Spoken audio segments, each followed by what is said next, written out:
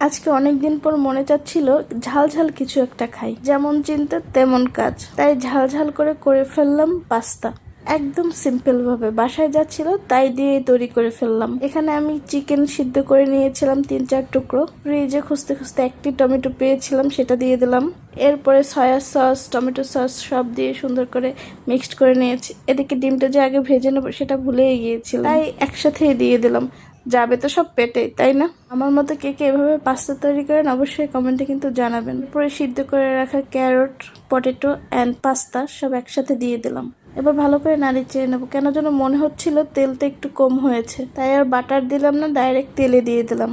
এদিকে আমি প্রথমে বললাম যে আমি স্পাইসি খাবো, বাট স্পাইসি শুধু কাঁচামরিচ দিয়ে রেখে দিয়েছি, আর কিছুই দিইনি। পরে তো মনে পড়লো যে আমি স্পাইসি কিছু দিইনি, তাই ঝালটা দিয়ে দিয়েছি। এদিকে মনে হচ্ছিল সয়া সসের পরিমাণটা কম হয়েছিল, তাই আমি আরো 1 চামচ দিয়ে দিলাম। রান্না তো শেষ, তাই এবার চলে গেলাম লেকের পার্কে। অনেক সুন্দর একটা পরিবেশে উপভোগ করলাম। আজকে এই পর্যন্ত, আল্লাহ হাফেজ।